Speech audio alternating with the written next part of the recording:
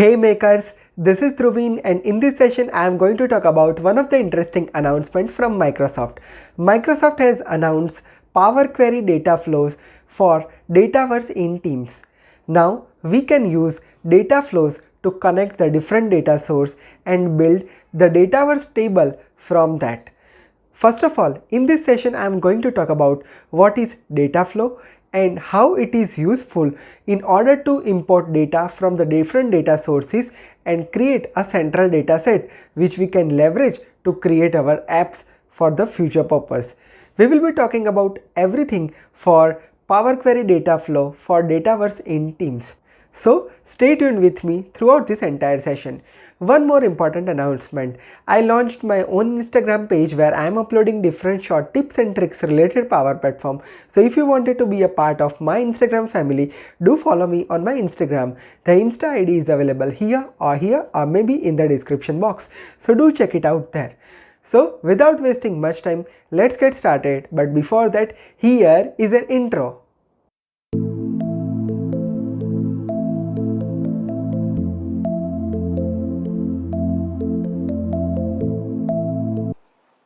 Here I am on my machine and here I have opened Dataverse for Teams for Power Apps.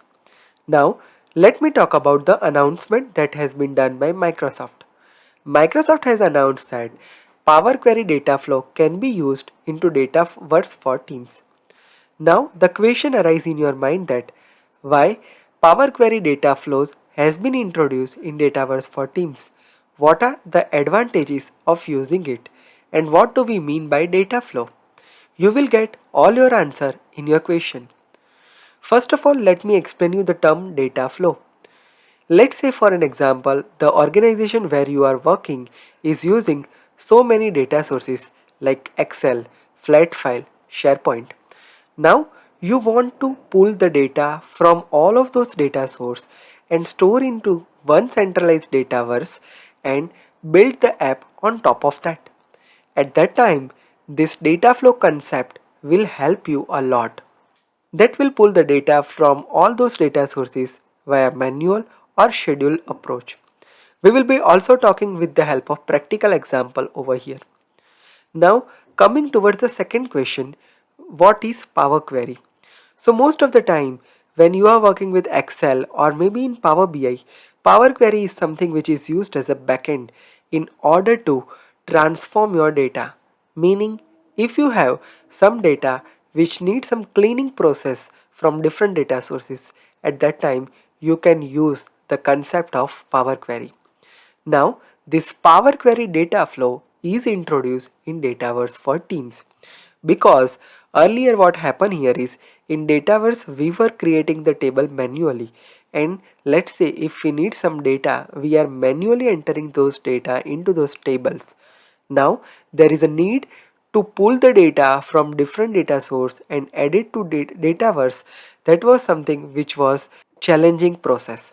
Now with this new announcement, it opens up new door for connecting some other data sources with Dataverse for Teams data table. So let's get started and talk more about with the practical scenario. So let's say for an example, first of all what I want to do here is I have some claims data which is stored in one of my Excel spreadsheet. The Excel spreadsheet is looking like this. And basically what happened here is the users are uploading data into this spreadsheet, but I need those data into my Dataverse table, and on top of that I want to build some Power Apps and Power BI report. So we will build one data flow for that. So first of all, assume that this is the Excel file which is uploaded to one centralized location on OneDrive. So I already uploaded this file. So let's get started and pull the data from this Excel spreadsheet first. For that, we need to create data flow. I hope you have watched my entire Dataverse step-by-step series. Now you got an idea that for each team we can create one Dataverse environment. Now one of the team is Microsoft Dataverse YouTube. Once you click on that, it will open this kind of screen. Now click on this data flow option which is in preview at this moment. Now to create the new data flow, click on new option. Once you click on that, you are able to see Power Query choose data source. Here we can see the different data source from where we can pull the data. Here are all the categories data sources, and once you click on here it will separate out those data sources as well for you. Now I just wanted to pull my data from Excel workbook, so let's click on that and just select the file path. So I am selecting my Excel file which I have uploaded here. So I am selecting my claims file and click on select. Now let's click on next. So it will open up one Power Query editor for you. So here we need to choose the table from our Excel. So let me choose my sheet 1 and it is showing me the preview of data over here. So click on transform data. So this is the exact similar experience that you are seeing in the Power BI, right? Now this is the Power Query I told you at very beginning. Here you can perform data cleanation process. So let's say for an example, you wanted to change some data type, you wanted to remove some columns, you wanted to make some field from text to numeric or something like that, that you can done into this particular step. Whenever you perform any step, it will add it as a Power Query step over here. So this is the entire Power Query concept over here, right? So let's go to the next step. Once you click on next, it will asking to create a new Dataverse table, or if you wanted to load this data to the existing table. I just wanted to create a new table, so I'm just providing a name as claims. And you need to select the primary column. So let's say in my case claim ID is the primary key, so I'm selecting that, and you can just simply check the different column type. So if you feel that this column type is not suitable for my Dataverse table, you can simply change it from here, and now simply click on create. So once you click on create, it is showing saving data flows, and this process is something which will take some time. So let's wait for a moment. So this has been published at this moment with the new data flow 3. At this moment last refresh is no and status is published. Now it will start pulling the data from my data source over here and its status will be changed. Let's wait for a couple of minutes. And here you can see that refresh is in progress, meaning it has started to pull the data from my Excel online. So let it to be loaded, and based on the amount of data it will take some time. And here we are, my data flow is created and it has been published. Now if you wanted to, now let's explore some another option of this data flow. So once you click on that ellipsis, it will show you 5 different options. The first option is edit, meaning you will be redirected to the same Power Query page. You can simply make some changes for your tables and all, and simply if you wanted to provide an option to refresh your data automatically or refresh your data manually, you can choose any of the option. So if you choose refresh automatically, you need to provide every which interval you wanted to refresh your data. So it will automatically refresh your data from that particular data source and pull the data to your Dataverse for Teams table, right? So let's not do any action at this moment, but you can leverage this capability. Second thing is that you can rename your data flow, refresh your data flow manually using this option. You can also check the refresh history over here, right? So at this moment we do not perform any refresh, but let's say in case any rows comes up into our data source and refresh has happened at that time, it will show that how many rows successful, how many failed, and error message if any, right? And after that there is a delete option. We can simply delete our data flow. Now let's check my Dataverse table has been created perfectly or not.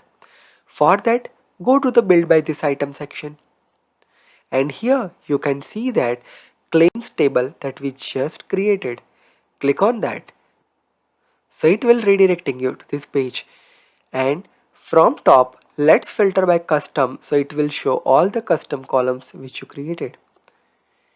If you go to the view section, you are able to see all the data that has been imported by your data flow. So let's click on view, and here we have active view, advanced find view, so many view. Let's click on active claims, and here we are.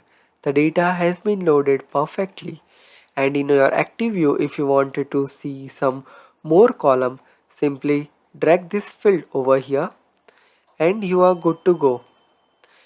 And once you save and publish, all these columns will be appearing for you over there. So let's click on Power Apps again. Go to the build section.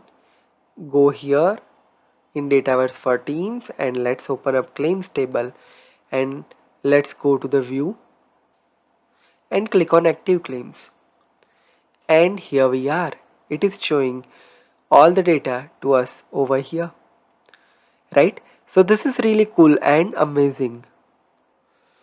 Now let me talk about one interesting thing. When you click on data flow and creating a new data flow, at that time you are see this many of data source. This is the lightweight version for Power Query.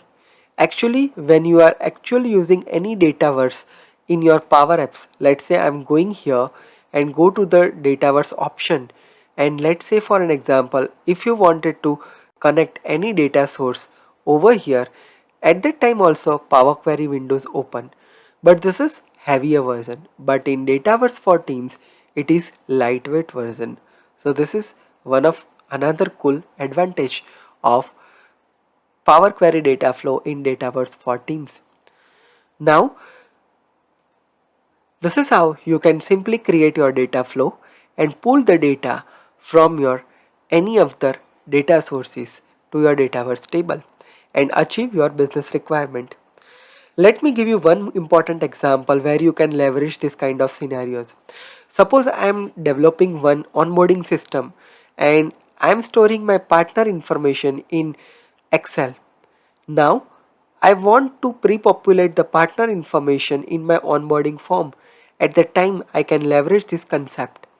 I can simply pull the data from Excel to my Dataverse table using this approach, and we can connect this Dataverse table directly into our Power Apps and pre-populate the fields from there. So this is very cool use case. Hope this video values your time and you get to know something different from my channel. If you have any question or suggestion, feel free to add in the comment section.